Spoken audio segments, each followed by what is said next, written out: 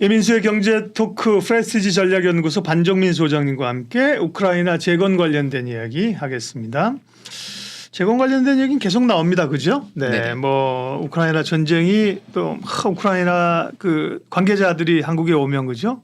확 떴다가 또 얼마 전에는 러시아에서 막 또 어려움이 있으니까 전쟁 끝나나 이랬다가 근데 사실 우크라이나 전쟁 언제 끝날지 모르는 건데요. 이 건설 기계, 장비, 전력 이런 쪽은 최근에 주가 굉장히 좋아요. 그죠? 네, 그렇습니다. 네. 이쪽에 최근 흐름부터 좀 체크해 주십시오. 네. 먼저 이 흐름들을 살펴보기 전에 네. 최근에 이제 그 러시아와 그 미국과 관련된 부분들 좀 말씀을 드려야 될 것 같은데 네. 뭐 저희가 모르는 비하인드 스토리 알고 계신 거 있습니까? 그 2월에 굉장히 그 우크라이나 재건이든 러시아와 관련된 이슈가 나왔던 것 중에 하나가 예. 그 러시아 뉴스타트 조약 중단에 대한 이슈가 나오지 않았습니까? 아, 그게 뭐죠? 기억이 날 때 안 날 때. 네. 그게 아마 그 러시아 하원은 그 러시아에서 그 뉴스타트 참여를 좀 중단을 하는 법안을 좀 발의를 했었습니다. 네. 근데 이게 사실상 여러 개의 핵탄두를 탑재할 수 있는 무기인 사르마트 대륙간 탄도미사일이 올해 배치될 것을 좀 어느 정도 언급을 했었거든요. 네. 그러다 보니까 이전에 뉴스타트 조약에 대해서 어느 정도 러시아도 들어가 있었는데 이게 좀 빠져나오면서 중단을 하면서 결국은 핵 핵 위협이 전력질 높아졌다. 더 그렇죠. 이런 거군요. 그때. 네. 예. 전술 핵에 관련된 얘기도 나오고 그러면서 예, 예. 우크라이나 재건의 이슈가 다소 좀 아쉽게 흘러갔다가 그러다가 이제 좀 어느 정도의 또 지지부진하게 흘러갔었던 상황들이었죠. 그리고 이게 그 러시아에서 2월에 참여 중단 통보를 했었고 미국은 3월부터 러시아의 그 정보 제공을 좀 중단을 했습니다. 그리고 좀 특이한 점이 있다면은 이게 지금 이것을 먼저 말씀드리는 게 뭐냐면 우크라이나 재건에 대한 이슈가 길어질 수 있다는 걸 좀 말씀드리기 위해서 도입을 말씀드립니다. 재건이 이런 게 아니라 우크라이나 전시 상황이 길어질 수 있다 이 말씀인 거죠? 네네. 네네. 이게 올해 그러니까 6월 미국 역시도 뉴스타트 의무 이행 중단 공식화를 했습니다. 네. 그러니까 그 러시아만 뉴스타트 조약을 중단을 했었던 것만 생각을 했지 미국도 의무 이행을 좀 중단을 했었거든요. 그리고 이제 결국은 미 국무부는 또 러시아가 협정에 복귀할 때까지 미국의 영토의 핵시설에 대한 러시아의 그 사찰을 허용하지 않겠다고 러시아에게 통보를 했었고요. 심지어는 그 미국에서는 그 탑재한 핵탄두가 총 1,419개라고 공개를 했었습니다. 그만큼 러시아가 다시 또 전술핵에 대한 좀 언급할 수 있는 가능성이 있기 때문에 지금 우크라이나 재건에 대한 이슈는 나오고는 있지만은 사실상 러시아와 미국과 관련된 이슈도 지금 어느 정도 나와 있어서 생각보다 올해 하반기까지는 더 길어질 수 있다라고 좀 보시면 될 것 같고요. 사실상 우크라이나 재건주가 본격적으로 부각받게 된 시점은 지난달이 아니라 5월에 우크라이나 올레나 그 젤렌스카 여사가 방한을 그렇죠. 했었습니다. 젤렌스키의 부인인데 젤렌스카더라고요. 그죠? 여기 이렇게 하나 봐. 그 전에 잠깐 네. 뉴스타트를 이제 공부 한번 하고 갈게요. 저도 들은 듯 아닌데 그 말씀을 해주셔서 이게 뉴스타트라는 게 뉴는 뭐 새로운 거고요. 그러니까 전략 무기 감축 협정이군요. New Strategic Arms Reduction Treaty 그죠? 원래 이제 전략 무기 감축해서 옛날부터 핵탄두 계속 줄이고 그렇지 않습니까? 네네. 미국이 이제 아마 고르바체프 때 이때부터 했을 거예요. 근데 2010년 4월에 체코프라하에서 미국과 러시아 간에 이런 또 새로운 군축 무기 감축 협정을 이제 내놨었군요. 사진에 보니까 오바마 대통령이 나오는데, 근데 이제 이것들이 단계적으로 잘 안 가고 삐걱거리고 결국은 글로벌리 핵 협상에 이제 느슨해지기 때문에 불안감이 있을 수 있다. 네, 네. 그 말씀을 먼저 해주신 거고, 네. 네. 그다음에 올레나 젤란스카 얘기를 하겠습니다. 네. 네네. 사실 저도 깜짝 놀란 것이 네. 이게 과연 그 우크라이나 재건 관련된 종목들이 효과가 있을까? 맨 처음에 그렇게 생각을 했었어요. 이분이 이제 네, 방문을 했을 네, 때. 네. 근데 뭐 결국은 뭐 무기를 달라 이런 내용들은 전혀 아니었고 심지어는 뭐 그냥 단순히 그 구조적인 지원 그리고 구호적인 지원들을 좀 요구를 많이 했었기 때문에 비상상 무기라고 얘기를 할 수 있죠. 그거에 대해서 좀 지원 요청을 했었던 거기 때문에 사실상은 뭐 건설주나 이런 부분들이 크게 상승하기는 좀 어렵지 않을까라고 생각을 했습니다. 근데 사실상 좀 놀랬던 것이 삼부토건과 그 여러 이제 몇 기업이 MOU를 체결을 하면서 주가가 엄청나게 올라가더라고요. 그래서 이게 지금 무슨 상황인가라고 하면서 그때부터 좀 관심을 많이 갖게 됐었거든요. 네. 그래서 좀 더 살펴보니까는 지난달 17일 그러니까 5월 17일 때 지뢰 제거 관련된 종목이었던 퍼스텍과 디지털 엑스레이 디렉터 전문 기업인 디알텍이 20% 이상 상승을 하는 흐름들을 보여줬습니다. 예. 그때.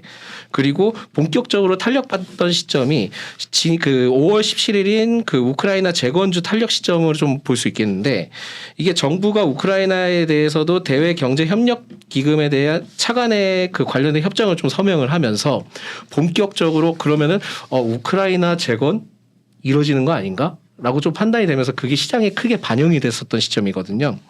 그러다 보니까는 결국은 본격적으로 이슈가 나왔던 게 뭐 우크라이나 재건은 사업은 10년간 1,200조다. 라는 얘기도 나오게 됐고 그러면서 본격적으로 웰바이오텍이나 삼부토건, 국보 등이 MOU 우크라이나 기업들과 MOU를 좀 체결을 하게 되면서 예. 본격적으로 좀 크게 부각이 받았다라고 말씀드릴 수 있을 것 같고 심지어는 아마 저번 주였을 겁니다. 저번 주에 그 영국에서 재건회의가 좀 재건회의가 있었는데 우리나라가 먼저 이러한 그 젤레스카 여사 방안이든 뭐든 먼저 시작이 됐다 보니까 거기에서 이제 5,000개 데이터베이스를 그 영국 재건회의에서 공개할 예정이었지만 한 달 정도 미리 받아봤던 것이다 좀 보시면 될 것 같습니다.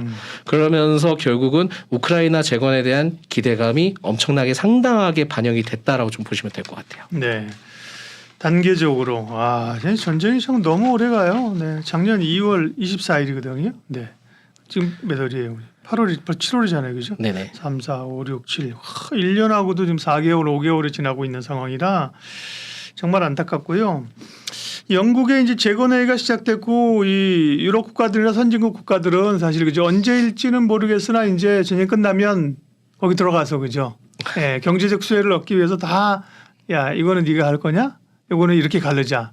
다 작업하고 있는 거 아니겠습니까, 그죠? 그렇습니다. 네, 그러니까 이제 작업이 시작된 거고 사실은 뭐 우크라이나 국민들만 폐허가 되는 어려운 그런 상황인데 우리는 경제적 투자자 입장에서 봐야 되니까요. 말씀하신 것처럼 아까 10년간 최대 1,200조 원이요? 네네. 1,200조 원의 재건 그 수요가 예상된다.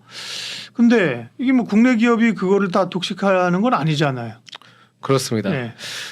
이게 사실 좀 아이러니하다라는 좀 말씀을 드릴 수 있을 것 같은데 네. 1,200조 엄청나게 큰 거죠. 뭐 제가 봤을 땐 평생 제가 로또를 한 몇 번을 사도 되지도 못할 정도일 것 국내에서는 같은데. 안 되죠. 뭐 200억, 300억인데 뭐 그렇죠. 미국에 뭐 1조짜리 대박 이런 거 몇 개 사야지. 네, 파비, 네.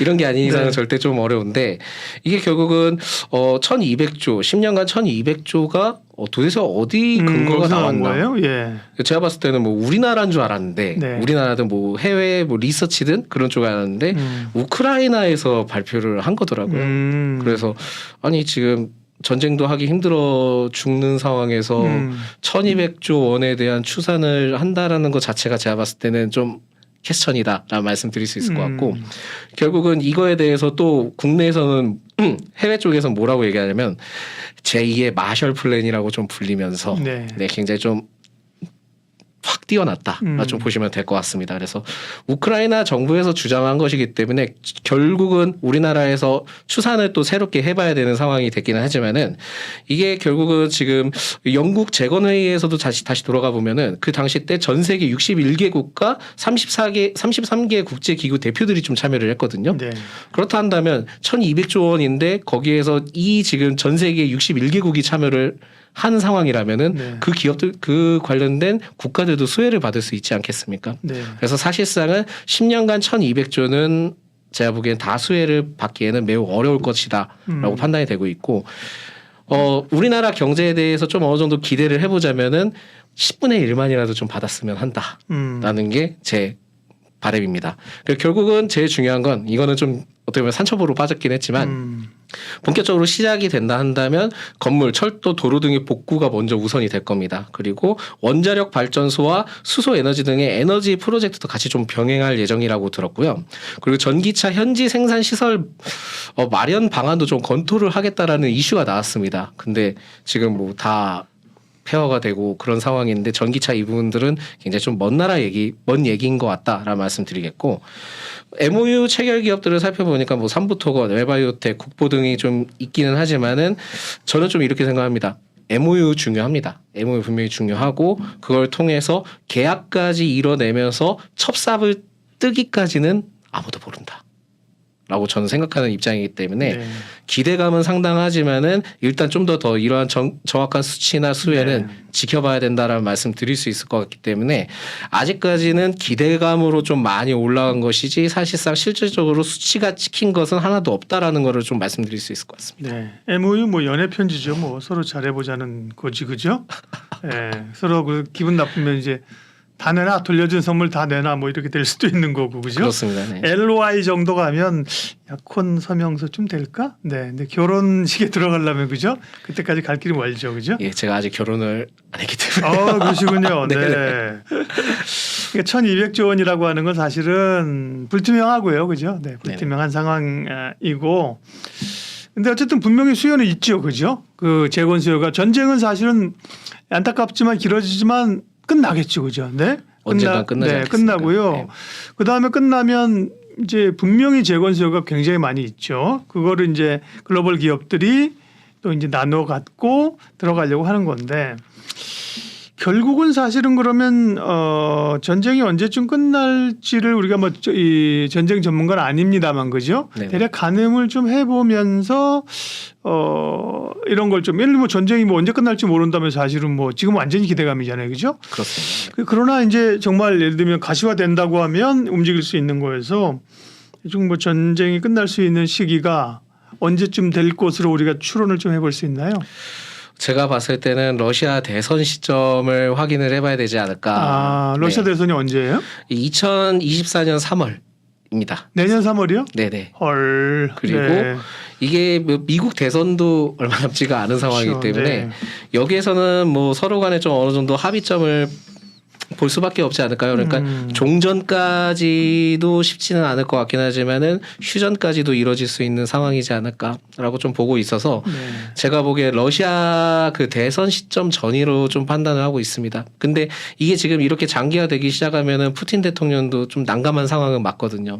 그러다 보니까 올해 하반기 때 제가 보기엔 하반기 한 10월 이 정도 때는 좀 격변의 시기가 한번 있지 않을까요? 그때는. 그래서 제가 보기엔 빠르면은 올해 한 12월 정도 때라고 좀 조심스럽게 예측해 볼 수 있을 것 같고. 그러네요. 네, 늦으면은 아마 내년 1월, 2월 정도에는 휴전을 하든 어떤 이슈가 나오지 않을까 보고 그러면 있습니다. 2년 걸리는 거예요, 그죠? 네, 내년 2월이면 그렇죠. 그죠? 네. 근데 뭐 물론 이제 이게 전략적인 거기 때문에 어떤 뭐 러시아에서 지난번 같은 거라든지 뭐 푸틴의 유고 사태가 있거나 이러면 뭐 이 휴전이나 종전이 급하게 빨리 될 수도 있지만 그죠? 우리가 상식적으로 전략적인 정치적 관점에서 보면 러시아 대선을 앞두고 그죠? 전후한 와 푸틴이 또 하나 이번에?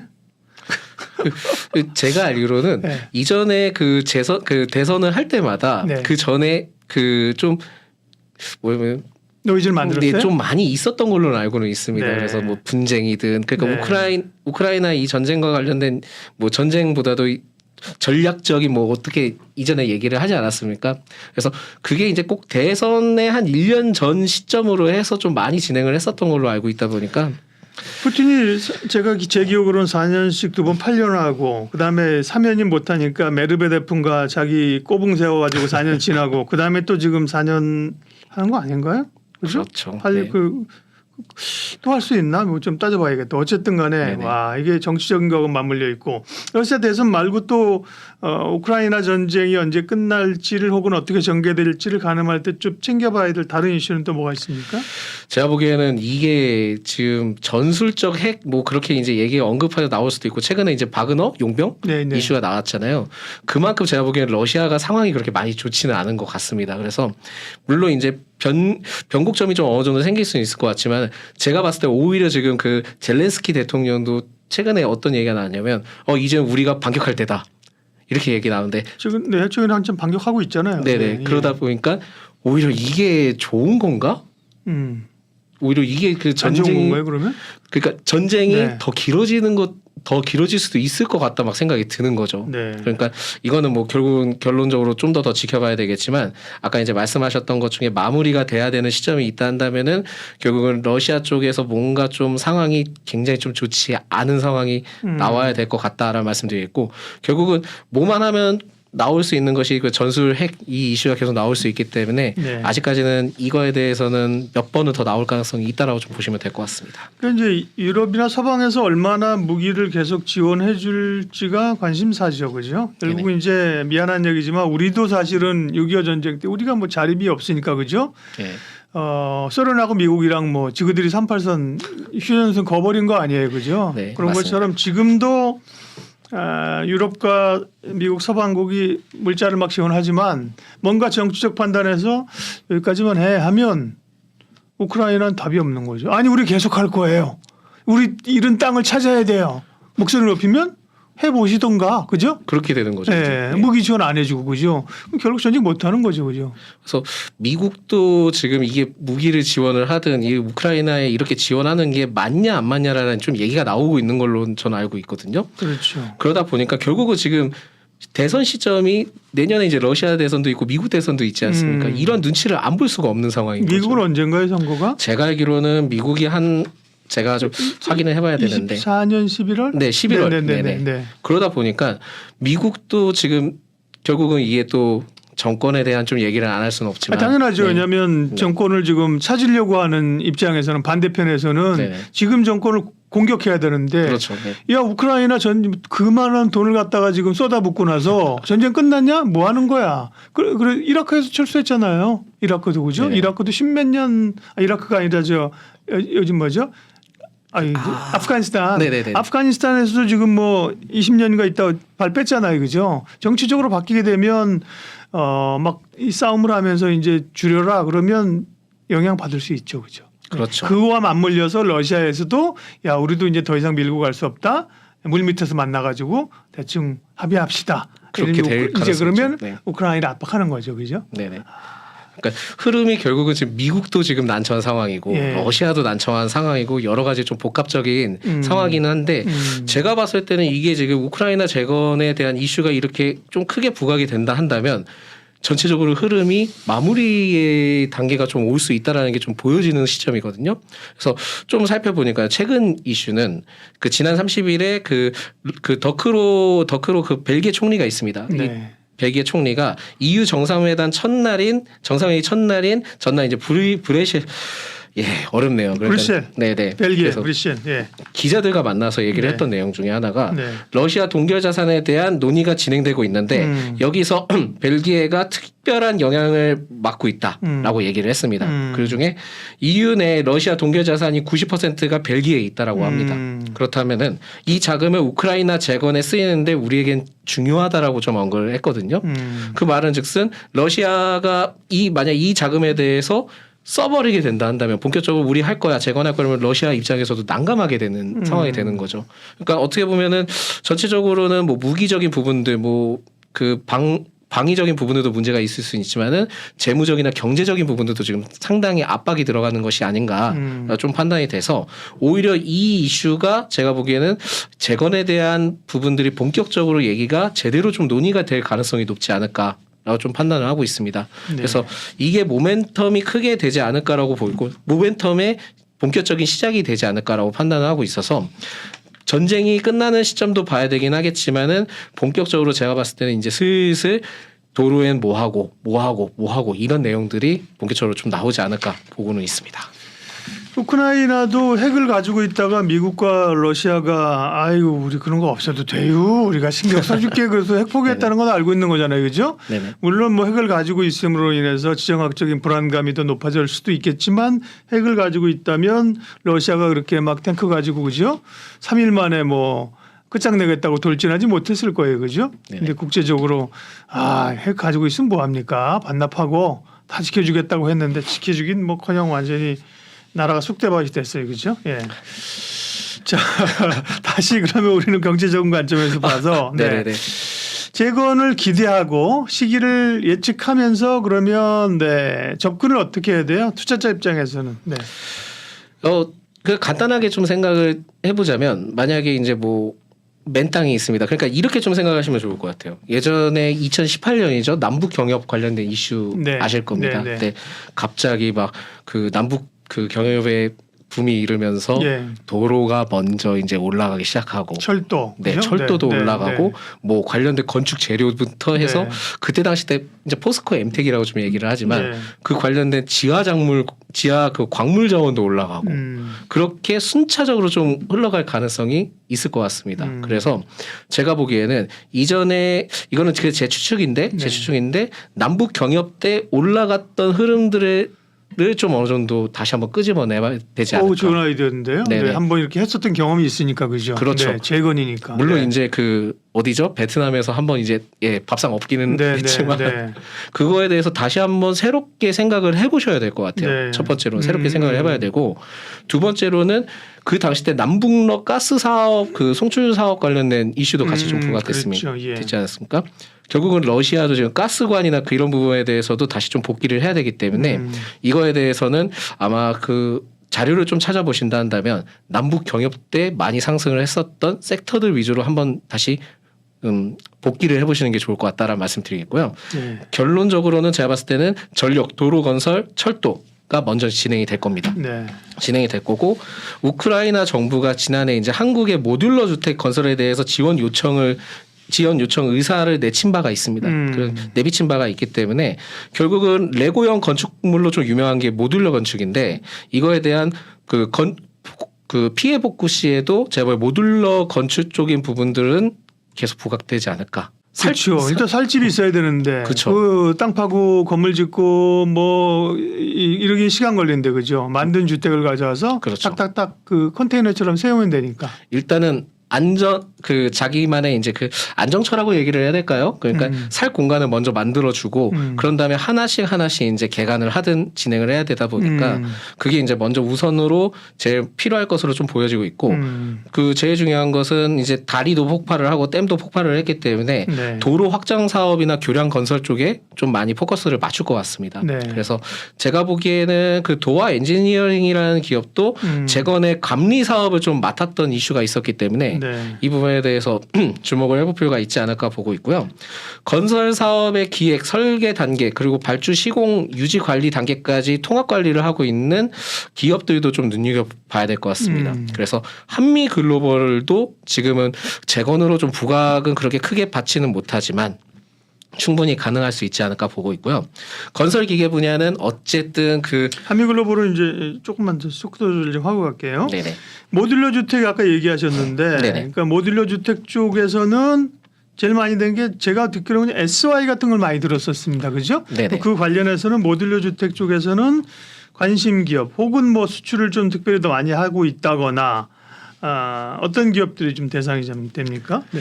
제가 봤을 때는 지금 시점에서 좀 눈여겨봐야 될 거는 네. 그 덕신하우징이라는 기업이죠. 덕신하우징. 네. 이 기업이 제가 알기로는 지금 정확하게 제 용어가 기억이 나진 않지만은 네. 데코플레이트라고 좀 있을 겁니다. 그 네. 데코플레이트에 대해서 데크플레이트죠. 네네. 데크플레이트에 대해서 국내 1위 기업이기 때문에 네. 이거에 대해서 그 HBM이든 뭐든 들어갈 때 많이 필요하다고 합니다. 그래서 제가 보기엔 SY도 좋기는 하지만은 너무 많이 올라갔고 가파르게 갔기 때문에 지금은 그나마 좀 올라갔기는 했지만 덕신하우징은 좀 볼 필요가 있지 않을까라고 좀 판단이 되고 있습니다. 얘도 많이 올랐는데. 많이 올랐죠. 그러니까 저처럼 부각을 세게 받았다 보니까 그렇게 네. 하지만 네. 덕신하우징이 그 데코플레이트가 항상 그게 정말 필요하다라는 부분들이 좀 있었기 때문에 네. 아직까지는 좀 더 유효하지 않을까 보고 있습니다. 네. 그 다음에 아까 이제 도화 엔지니어링은 경력이죠, 그죠? 네. 네네. 도로 재건 감리 쪽이고 한미글로벌은 원래 이제 중동 모멘텀이 이제 강했잖아요, 그죠? 빈살만 오고 이러면서 그죠? 네. 네옴시티 이때도 사실 한미글로벌 엄청 부각됐었어요. 근데 재건 얘기가 나오면 한미글로벌도 다시 효과될 수 있다. 네, 제가 봤을 때는 충분히 그렇지 않을까 보고 있고요. 네. 결국은 이제 뭐 그냥 무턱대고 가서 그냥 도로를 짓는 것도 아니고 건물을 짓는 것도 아니지 않습니까? 네. 결국 기획이든 그 시공이든 그런 부분들에 대해서 발주를 해야 되고 서비스를 해야 되는데 그렇다 한다면은 지금 뭐 중동 수주든 뭐든 굉장히 좀 많이 활약을 하고 있는 한미글로벌도 충분히 나중에 수혜를 받지 않을까 보고 있고요. 네. 이 한미글로벌은 뭐 결국은 아까도 말씀하셨지만 그 박사님께서 말씀하셨지만은 네옴시티와 관련된 이슈도 있을 거고 네. 굉장히 좀 복합적으로 수주가 굉장히 상당히 많아질 가능성이 있기 때문에 어떻게 보면은 우리나라 정부에서도 우크라이나 재건에 대해서 좀 기대감을 이 기업에서도 좀 어느 정도 반영을 시켜주지 않을까라고 생각을 해서 지금은 주가가 그렇게 재미있지는 않지만은 네. 한미 글로벌도 괜찮을 것 같다는 말씀드리겠습니다. 그밖에 뭐 중장비나 건설 장비 이런 쪽은요. 네, 눈여겨볼 만한 기업. 네, 일단 그 현대 건설기계, 그 현대 HD 현대 인프라코업 이게 앞에 그 HD가 앞에 HD를 붙여주면서 붙여갖고 헷갈리는 게 아니라 피곤해, 그죠? 네, 그렇죠. 사명 요새 너무 어려운 것 같습니다, 맞아요. 진짜. 네, 그래서 그 주주들한테 확 받고 왔다. 좀 바꿔요. 그래서 이 두 개의 기업은 제가 보기에는 좀 더 계속 상승할 수 있을 것 같고 심지어는 북미에서도 그 어느 정도 좀 수주에 대한 기대감이 상당하기 때문에 이것도 좀 이 기업도 계속 괜찮을 것 같고요. 건설 기계는 무조건 많이 필요할 것이다라고 좀 판단이 되고 있기 때문에 이 점을 좀 보셔야 될 것 같고 또 하나 재미있는 기업이 있다면은 뭐 대동이나 TYM, 농슬라 이쪽도 농기계. 네네. 네. 이쪽도 제가 봤을 때는 우크라이나 재건으로서도 충분하지 않을까. 멀테네요, 그죠? 네, 그렇습니다. 실제로 이제 경작을 하고 이러려면 그죠? 네네. 현대건설기계나 현대인프라코어나 여기도 뭐 굴삭기도 하고 이런 적인데 주가 흐름 좋고요.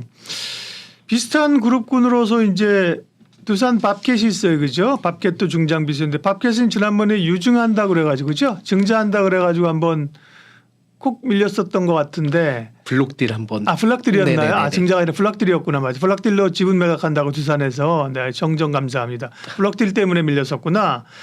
두산 밥켓은 어때요? 네.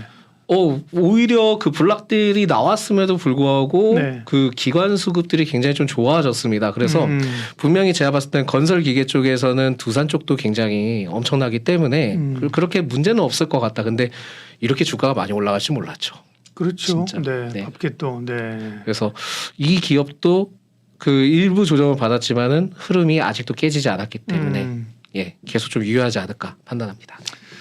건설이 현대건설이 지난번에 뭐 6조인가에 7조인가 뭐 대규모 사우디죠 수주 받았다고 해서 그날 장중에 급등했다가 그날 음봉만 들었어요, 그죠? 야, 네. 그날 사신 분들은 정말 이게 뉴스에 산다는 게 정말 힘들어요, 그죠? 뭐 정주영 전 회장을 거론하면서 그죠? 사상 최대 뭐 잭팟 했는데 그날은 6% 오르긴 하는데 엄청 음봉이었고.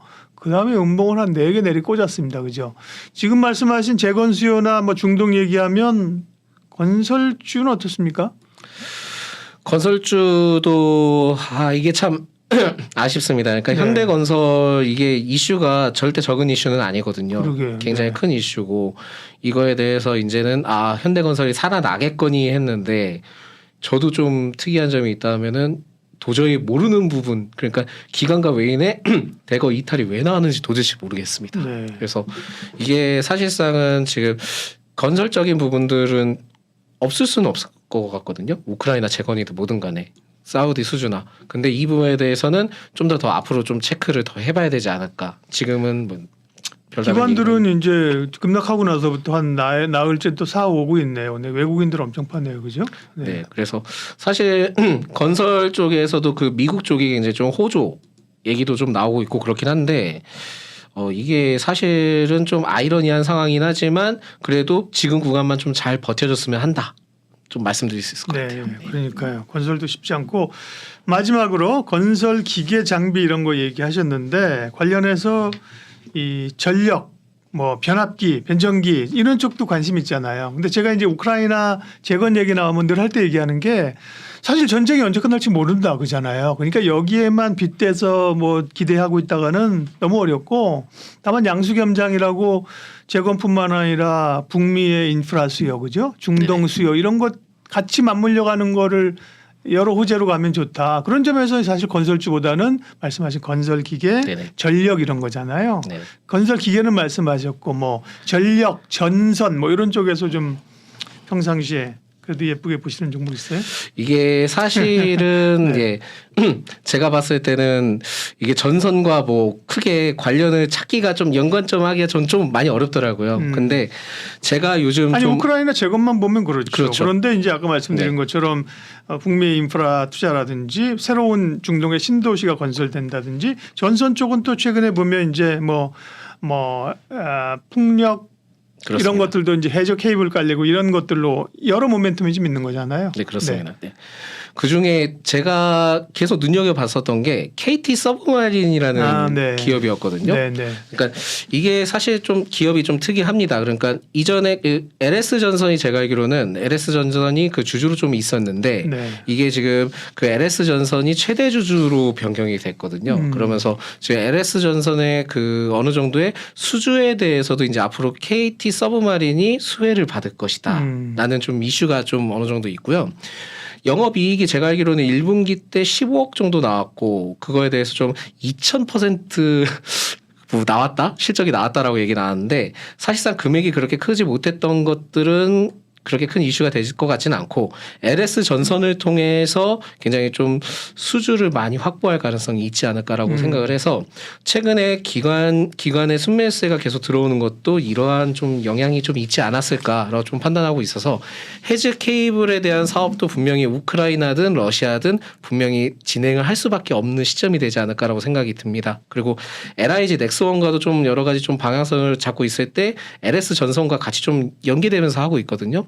그렇다 보니까 KT 서브마린의 경우에는 LS 전선을 통해서도 해저 케이블 사업을 같이 좀 영위를 하면서 진행할 수 있기 때문에 네. KT 서브마린은 좀 더 지금도 그 매수 관점으로 괜찮다라는 말씀 드릴 수 있을 것 같습니다. 네, 프레스티지 전략연구소 반종민 소장님과 함께 전쟁이 빨리 끝나기를 두 손 모아 빌면서 네네 그렇습니다. 네, 우크라이나 재건에 관련된 아이디어 찾아봤습니다.